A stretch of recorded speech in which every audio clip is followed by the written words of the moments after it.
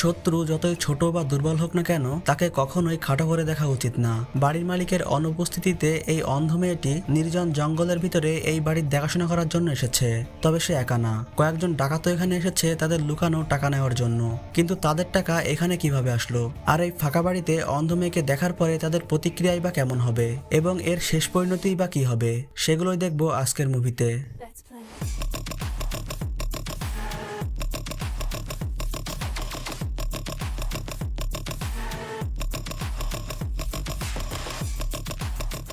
মুভির শুরুতে সোফি নামের এক মেয়েকে দেখানো হয় যে তার নিজের বাসা থেকেই চুপি চুপি পালিয়ে যাচ্ছিল। তবে যখনই সে বের হওয়ার জন্য দরজা খুলতে যাবে তখনই তার মা তাকে দেখে ফেলে। আসলে 3 বছর আগে সোফি একজন প্রফেশনাল স্কেটার ছিল। সেই সময় এক দুর্ঘটনার কারণে সে তার নিজের দৃষ্টিশক্তি হারিয়ে ফেলে, আর এখন সে অন্যের বাসায় পেট সিটিং এর কাজ করে। তবে সোফির মা তাকে এইসব কাজ করতে দিতে চাইতো না। সোফির মা তাকে বলে, আগের মাসে দেখলাম তোমার ডিপোজিটে $4200, পেট সিটিং করে তো এত টাকা পাওয়ার কথা না, তুমি কি কোনো সুগার ড্যাডির পাল্লায় পড়েছ?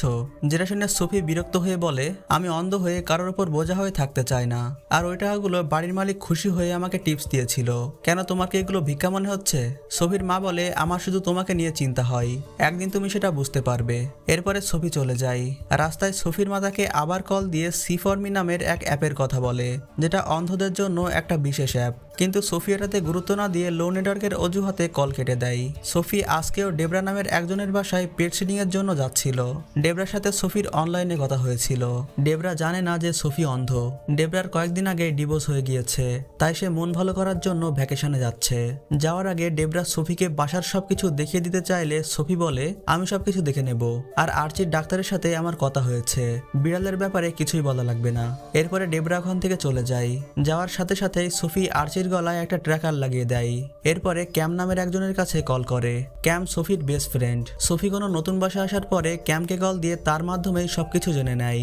তো যাই হোক, সোফি ক্যামকে এই পুরো বাড়িটা ঘুরে ঘুরে দেখাচ্ছিল। তখন তারা সেখানে একটা ওয়াইন সেলার খুঁজে পায়। সেখানে সব নামি দামি মদের কালেকশন ছিল। সোফি এখান থেকে একটা ওয়াইনের বোতল তুলে ক্যামকে দেখায়। ক্যাম বলে এটা স্যাম্বার্টো গ্রান ক্রু, যার দাম প্রায় $4500। দাম শুনে সোফি এটা নিয়ে যেতে চাইলে ক্যাম বলে, এর আগের 2 বাসায় তুমি $4-5 হাজার মতো চুরি করেছো, যেগুলো বিক্রি করার জন্য আমাকে তোমার সাহায্য করতে হয়েছে। এগুলো আমার পক্ষে আর সম্ভব না। সোফি বলে, তোমার টাকা আছে তাই তুমি এটা বলতে পারছো, কখনো নিজেকে আমার জায়গায় ভেবে দেখেছো? এটা বলে সোফি কল কেটে দেয়। এরপরে সোফি তার ফোনের মেসেজ চেক করছিল, যেখানে সোফির মা তার জন্য সি4মি নামের সেই অ্যাপের কথা বলছিল। এই অ্যাপে অন্ধ ব্যক্তিকে ভিডিও কলের মাধ্যমে অন্য একজন সাহায্য করে। তবে সোফি এটাতে গুরুত্ব না দিয়ে ডিলিট করে দেয়। এর কিছুক্ষণ পরে ডেবরা সোফিকে কল দিয়ে বাসার সিকিউরিটি সিস্টেম অন করে দিতে বলে। সোফি সিস্টেম অন করে একটু ঘোরার জন্য বাইরে যায়, কিন্তু তখনই তার মনে পড়ে চাবি সে ভিতরে রেখে এসেছে। তাই সে সাহায্যের জন্য ক্যামকে কল করে, কিন্তু তখন ক্যামের ফোনটা বন্ধ থাকায় সে সি4মি নামের সেই অ্যাপটা ডাউনলোড করে। অন্যদিকে কেলি নামের একটা মেয়েকে দেখানো হয়। অতীতে সে একজন আর্মি সদস্য ছিল, তবে এখন সে সারাদিন গেম খেলে আর সি4মি অ্যাপে অন্ধদের সাহায্য করে। সোফি অ্যাপ নামিয়ে প্রথমে জিব নামের একজনকে কল করে, কিন্তু সে বিশেষ কোনো সাহায্য করতে না পারায় সোফি আবার অন্যজনকে কল করে। এবারের কলটা কেলির কাছে যায়। কেলি তাকে বলে, তুমি পিছনের এমন কোনো দরজা বা জানলা সম্পর্কে জানো যেটা খোলা থাকতে পারে? সোফি বলে, আমি এখানে পেট সিটিং এর জন্য এসেছি, বাসার কোনো গোপন দরজা সম্পর্কে আমি কিছুই জানি না। কেলি তাকে ইনস্ট্রাকশন দিয়ে বাসার পিছনে নিয়ে যায়। সেখানে একটা স্লাইডিং ডোর ছিল। সোফি এটা দিয়ে ভিতরে চলে আসে। তো যাই হোক, রাতে সোফি ঘুমিয়েছিল। তখনই একটা শব্দে তার ঘুম ভেঙে যায়। কয়েকজন অপরিচিত লোক তাদের বাসার ভিতরে এসেছে কিছু একটা চুরি করার জন্য। তাদের চলাফেরা দেখে বোঝাই যাচ্ছিল এই বাসার সবকিছুই তারা চেনে, আর যদি তা না হয় তাহলে কেউ একজন তাদের পিছনে থেকে তাদের গাইড করছে, কারণ তারা বাসার ভিতরে ঢুকেই একটা নির্দিষ্ট জায়গায় এসে ড্রিল করার জন্য প্রস্তুতি নিচ্ছিল। এদিকে সোফি তার ফোনের মনিটরিং অন করে বাসার আশেপাশে অন্য কোনো মানুষ আছে কিনা সেটা দেখছিল। মনিটরিং অন করার সময় তার ফোনে একটু পরপরই বিপিং এর শব্দ হচ্ছিল, যে শব্দটা ওখানে অ্যাডাম নামের একজন শুনতে পায়। অ্যাডাম জেসনকে ড্রিল করতে বলে ভিতরে অন্য আর কেউ আছে কিনা সেটা দেখার জন্য আসছিল, যেটা শুনে সোফি ঘাবড়ে গিয়ে তার পাশে থাকা একটা ফুলদানি ফেলে দেয়। সে এখান থেকে কোনো রকমে তার ফোনটা নিয়ে অন্য একটা ঘরে গিয়ে দরজা বন্ধ করে দেয় এবং সেখান থেকে ইমার্জেন্সি সার্ভিসে কল দেয়। অপর পাশের মহিলাটি বিস্তারিত জানতে চাইলে সোফি বলে, আমি একজন অন্ধ, আমার বাসার ভিতরে হয়তো কয়েকজন ডাকাত এসেছে, আমি তাদের কণ্ঠ শুনতে পেয়েছি। মহিলাটি সোফিকে সাহায্য না আসা পর্যন্ত একটা নিরাপদ জায়গায় গিয়ে লুকে যেতে বলে, কিন্তু সোফি তার কল কেটে দিয়ে আবার কেলির কাছে কল দেয়। কেলিকে সে পুরো ঘটনা খুলে বলে। এদিকে অ্যাডাম সোফিকে পুরো বাসায় খুঁজে বেড়াচ্ছিল, কিন্তু চারিপাশে অন্ধকার থাকায় সে সোফির আশেপাশে থাকা সত্ত্বেও তাকে খুঁজে পাচ্ছিল না। এদিকে কেলি সোফিকে এখানে থেকেই সাহায্য না আসা পর্যন্ত অপেক্ষা করতে বলছিল, কিন্তু এবারেও সোফি তার কথা না শুনে বাইরে বেরিয়ে যায়, কারণ সে ভাবছিল এখানে থাকলে সে ধরা পড়ে যাবে। তাই সেই বাসা থেকে বাইরে বেরিয়ে যেতে চাইছিল, কিন্তু কিছু দূরে গিয়ে সে শুনতে পায় অ্যাডাম নামের লোকটা কাউকে ফোন করে বলছে, তুমি বলেছিলে এই বাসায় কেউ থাকবে না, কিন্তু আমি নিশ্চিত এই বাসায় কেউ একজন আছে। তখন ফোনের উপরে থাকা লোকটি বলে, এটা অসম্ভব, আর যদি থেকেও থাকে তাহলে তাকে খুঁজে বের করো। এই লোকটি এই বাসায় এদের চুরি করার জন্য পাঠিয়েছিল। এগুলো শুনে সোফি ঘাবড়ে গিয়ে কেলির কোনো কথা না শুনেই ওখান থেকে বেরিয়ে যাচ্ছিল। তখন হঠাৎই তার সামনে এই গ্রুপের অন্য একজন চলে আসে, যার নাম ম্যাক। ম্যাক সোফিকে ধরে সবার সামনে নিয়ে যায়, যেখানে সোফির ফোন চেক করে তারা জানতে পারে যে সোফি ইমার্জেন্সি সার্ভিসে কল দিয়েছে, আর 10-15 মিনিটের মধ্যেই এখানে সাহায্যের জন্য লোক চলে আসবে। সোফি বলে, তোমাদের যা নেওয়ার নিয়ে যাও, শুধু আমাকে ছেড়ে দাও। অ্যাডাম বলে, তুমি আমাদের সবার চেহারা দেখে নিয়েছো, তোমাকে কোনোভাবেই ছাড়া যাবে না। সোফি বলে, আমি তোমাদের কাউকেই দেখিনি, কারণ আমি অন্ধ। এরপরে অ্যাডাম তাদের লিডার অ্যালেক্সকে ফোন করে। অ্যালেক্সের নির্দেশে তারা সোফির আইডি চেক করে জানতে পারে সোফি আসলেই অন্ধ। সোফি যেহেতু অন্ধ, তাই অ্যালেক্স তাকে ওখানে রেখে তাদের দলবল নিয়ে ফিরে আসতে বলে, কিন্তু ম্যাক বলছিল, আমরা যদি একে এখানে রেখে চলে যাই তাহলে আমাদের উপস্থিতির কথা সে পুলিশকে বলে দিবে। অ্যালেক্স বলে, যাওয়ার আগে সোফিকে জঙ্গলে ছেড়ে দিয়ে যাবে, জঙ্গলে পথ হারিয়ে সে জঙ্গলি জানোয়ারের পেটে চলে যাবে। তখনই ম্যাক হঠাৎ বলে ওঠে, তাহলে এখানে আমাদের সেই $7 মিলিয়ন কি হবে? তাদের কাছে সময় এবং আর কোনো পথ না থাকায় তারা এখান থেকে চলে যাওয়ার সিদ্ধান্ত নেয়। তখনই সোফি বলে ওঠে, আমার কাছে একটা আইডিয়া আছে, আমি পুলিশকে আমার ভুল হয়েছে বলে ফেরত পাঠিয়ে দেব, তবে আমারও এই টাকা থেকে ভাগ দিতে হবে, আর আমাকে কথা দিতে হবে পুলিশ যাওয়ার পরে আমার যেন কোনো ক্ষতি না হয়। অ্যালেক্স এটাতে রাজি হয়ে যায়, কিন্তু জেসান বলে, এ যদি পুলিশ আসার পরে মত বদলে নেয় তাহলে কি হবে? সোফি বলে, এটা কখনোই হবে না, আমার ব্যাগে দেখো, আমি এই বাড়িতে চুরি করার জন্যই এসেছি। তো যাই হোক, অ্যালেক্স সোফিকে আবারও ইমার্জেন্সি সার্ভিসে কল করতে বলে। সোফি সেখানে কল দিয়ে তার ভুলের কথা জানায়। তখন ওপারের মহিলাটি বলে, শুনে ভালো লাগলো, তবে তারপরেও আমাদের এক অফিসার ওখানে যাবে সবকিছু চেক করতে, সে কিছুক্ষণের মধ্যেই ওখানে পৌঁছে যাবে। এখন এগুলো শোনার পরে তারা আর একটা প্ল্যান করে। প্ল্যান অনুযায়ী পুলিশ আসার পরে সোফিকে তাকে আবার বুঝিয়ে ফেরত পাঠাতে হবে। অ্যালেক্স বলে, তুমি যদি চাও তাহলে এখন এগুলো থেকে সরে যেতে পারো, তবে সোফি এতগুলো টাকা হাতছাড়া করতে চাইছিল না। তো যাই হোক, ম্যাক বাইরে চলে যায় সবকিছুর নজরদারি করার জন্য, আর অ্যাডাম ও জেসান ঘরের ভিতরে থাকার সিদ্ধান্ত নেয়। এদিকে কেলিও পুলিশের কাছে সাহায্যের জন্য কল করেছিল, তবে সে নির্দিষ্ট করে সোফির পরিচয় এবং ঠিকানা দিতে পারছিল না। অন্যদিকে একজন মহিলা পুলিশ সোফির ওখানে পৌঁছে গিয়েছিল। মহিলা পুলিশ ব্রুক এখানে এসে দরজায় নক করে দরজা খুলতে বলে। তখন সোফি দরজার উপর থেকে তার ভুলের কথা জানায়। সে বলে, ভুলে আমার টিভি অন হয়েছিল, টিভির ভিতরে কথা হচ্ছিল, আর আমি ভেবেছিলাম ঘরে অন্য কেউ ঢুকে পড়েছে। তবে ব্রুকের এই কথাটা বিশ্বাস হয় না। সে সোফিকে দরজা খুলতে বলে। সোফি বলে, আমার দরজা খোলার অনুমতি নেই, আমি এই বাসায় পেট সিটিং এর জন্য এসেছি, বাড়ির মালিক অচেনা কাউকে ভিতরে ঢুকাতে নিষেধ করেছে। ব্রুক বলে, আমি একজন পুলিশ অফিসার, আর আমি ঘরের ভিতরে না ঢুকে এখান থেকে কোথাও যাব না। সোফি বাধ্য হয়ে দরজা খুলে দেয়। ব্রুক ঘরের ভিতরে এসে সব জায়গায় ঘুরে ঘুরে দেখে, কিন্তু কোথাও কেউ না থাকায় সে চলে যাচ্ছিল। যাওয়ার সময় দরজার সামনে গিয়ে ব্রুক তাকে আবার বলে, তুমি যদি কারোর ভয়ে মিথ্যা বলে থাকো তাহলে এখন সত্যি বলতে পারো, তোমার কোনো ক্ষতি হবে না। ব্রুক বিভিন্নভাবে সোফির কাছ থেকে সত্যি কথা বের করার চেষ্টা করছিল, কিন্তু সোফি বলে, আপনার কি মনে হয় যে এত দূরে আমি আপনাকে অপমান করার জন্য ডেকেছি? তো যাই হোক, এরপরে ব্রুক ওখান থেকে চলে যাচ্ছিল। ঠিক তখনই সোফির ফোন বেজে ওঠে। সে সোফিকে ফোন রিসিভ করতে বললে সোফি বলে, এটা তেমন গুরুত্বপূর্ণ না, আমি পরে দেখে নেব। যেটা শুনে ব্রুকের একটু সন্দেহ হয়, তাই সে আবারও ঘরের ভিতরে আসে এবং সোফির ফোনটা নিয়ে তাকে রিসিভ করতে বলে। আসলে এটা ক্যাম ছিল। ক্যাম তার ব্যবহারের জন্য সোফির কাছে ক্ষমা চাইছিল, তবে সোফি তার পুরো কথা না শুনে কল কেটে দেয়। তো যাই হোক, এরপরে ব্রুক ওখান থেকে চলে যাচ্ছিল।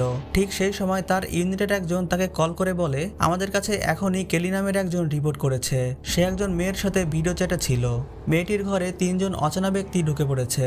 ভিডিও চ্যাটে থাকা মেয়েটি তাদের মধ্যে কালো জামা পরা একজনকে দেখেছিল। ব্রুক বলে, মেয়েটির ব্যাপারে আর কোনো স্পেসিফিক ডিটেলস দিতে পারবে? ওপারের লোকটি বলে, মেয়েটির নাম সোফি এবং সে অন্ধ। এটা শুনে ব্রুক গান বের করে আবারও ঘরের ভিতরে আসে। তখনই আড়াল থেকে অ্যাডাম বের হয়ে এসে বলে, এখানে শুধু আমি একাই আছি আর আমি আপনার সাথে যেতে রাজি আছি। অফিসার অ্যাডামকে হ্যান্ডকাপ পরিয়ে ব্যাকআপের জন্য অন্য পুলিশকে পাঠাতে বলছিল। ঠিক তখনই পিছন থেকে ম্যাক চলে আসে।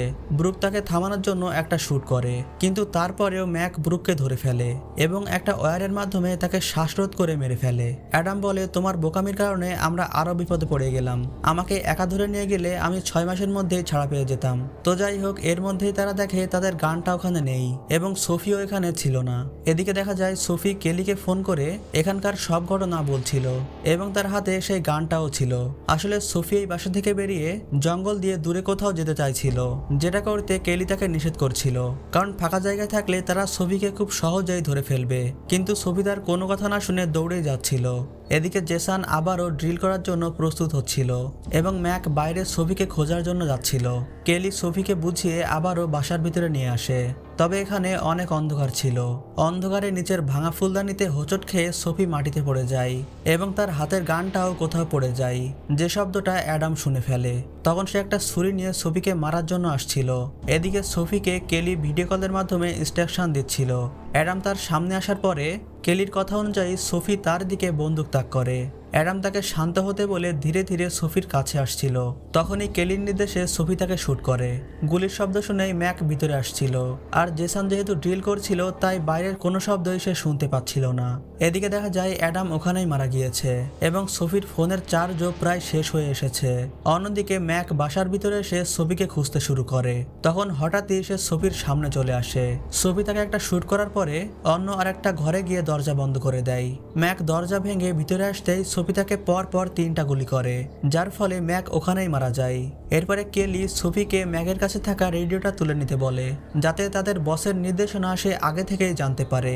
সোফি কেলিকে বলে, আমাকে উপরে যেতে হবে, শেষ একজন ওখানেই আছে। এদিকে সোফির ফোনের চার্জও প্রায় শেষ, কিছুক্ষণের মধ্যেই তা বন্ধ হয়ে যাবে। কেলি তাকে বলে, পুলিশের ব্যাকআপ কিছুক্ষণের মধ্যেই এখানে পৌঁছে যাবে, আর তোমার এখানে আসার একটি মাত্র পথ আছে। তুমি ওইদিকে গান তাক করে সাহায্য না আসা পর্যন্ত অপেক্ষা করো। তো যাই হোক, দুইজনকে নিজের হাতে মারার পরে সোফির ভিতরে অনুশোচনা হচ্ছিল। সে কেলিকে বলে, এগুলো সব আমার জন্যই হয়েছে। আমি ওদের সাথে এই অপরাধে ভাগী হতে গিয়েছিলাম, আর সেটা শুধুমাত্র টাকার লোভে। আমি যদি লোভ না করে প্রথমেই ব্রুকের সাথে চলে যেতাম তাহলে এসব কিছুই হতো না, আর আমার এই জবে আসাই উচিত হয়নি। এদিকে জেসান ড্রিল করে সেই লকারটা খুলে ফেলেছে। সে পিছনে তাকিয়ে দেখে ম্যাক এবং অ্যাডাম কেউই নেই, তাই সে অ্যালেক্সকে ফোন করে। অ্যালেক্স তাকে দ্রুত লক খুলে ওখান থেকে বেরিয়ে আসতে বলে। এদিকে সোফি ধীরে ধীরে জেসানের কাছে আসছিল। সে কাছে এসেই তাকে শুট করে, তবে সেটা মিস হয়ে যায়। জেসান সোফিকে বলে, তোমার যা লাগবে তুমি নিয়ে যাও, এত ঝামেলা হবে জানলে আমি কখনোই আসতাম না। এগুলো বলে সে কান্না করে সোফির কাছে প্রাণ ভিক্ষা চাইছিল। কেলি তাকে বারবার বলছিল এগুলো ওর ফাঁদ, ওর কথা কখনোই বিশ্বাস করবে না। এগুলো বলার সময় হঠাৎই সোফির ফোন বন্ধ হয়ে যায়, মানে কেলি এখন আর কোনোভাবেই সোফিকে সাহায্য করতে পারবে না। সোফি জেসানকে বলে, যেখানে আছো ওখানে দাঁড়িয়ে থাকো, আমরা পুলিশ না আসা পর্যন্ত অপেক্ষা করব। কিন্তু জেসান সেটাতে রাজি ছিল না। সে কিছু টাকা নিয়ে চলে যেতে চাইছিল। সোফি তাকে বারবারই যেতে নিষেধ করছিল। জেসান বলে, তুমি একজন নিরীহ মানুষকে কিভাবে মারবে, তুমি তো কোনো কিলার না। এটা বলে সে চলে যাচ্ছিল। তখনই সোফি তার পাশে একটা শুট করে তাকে দাঁড়িয়ে যেতে বলে। জেসান দাঁড়িয়ে যায় এবং চুপি চুপি তার পাশে থাকা আর একটা গান তুলতে যাবে, ঠিক তখনই সোফি তাকে শুট করে দেয়। এরপরে সোফি কিছু টাকা নেওয়ার জন্য সেই লকারে যাচ্ছিল। তখন সে কারোর পায়ের আওয়াজ শুনতে পায়, সাথে সাথে সে ওখানে লুকিয়ে যায়। এই লোকটি অ্যালেক্স। সে এসেই সোফিকে বলে, তোমার ভয়ের কিছু নেই, তুমি যেটা করেছো সেটা প্রশংসার দাবিদার। তুমি কি পুলিশকে ভয় পাচ্ছ?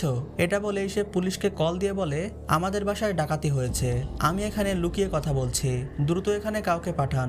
এটা বলেই সে কল কেটে দেয়। আসলে অ্যালেক্স হচ্ছে ডেবরার হাজবেন্ড, আর এই টাকাগুলো সে ডেবরার ব্যাংক অ্যাকাউন্ট থেকে চুরি করে এখানে রেখেছিল। তো যাই হোক, অ্যালেক্স বিভিন্নভাবে সোফিকে লোভ দেখিয়ে অফার দিচ্ছিল। এরপরে সোফি বাসার মেন সুইচ অফ করে দেয়, যাতে অ্যালেক্স কিছুই দেখতে না পারে। অ্যালেক্স অন্ধকারের ভিতরে সোফিকে খুঁজে বেড়াচ্ছিল, কিন্তু সোফি তার অবস্থান সম্পর্কে জানতো না, তাই সে একটা গ্লাস নিয়ে এক পাশে ছুঁড়ে মারে।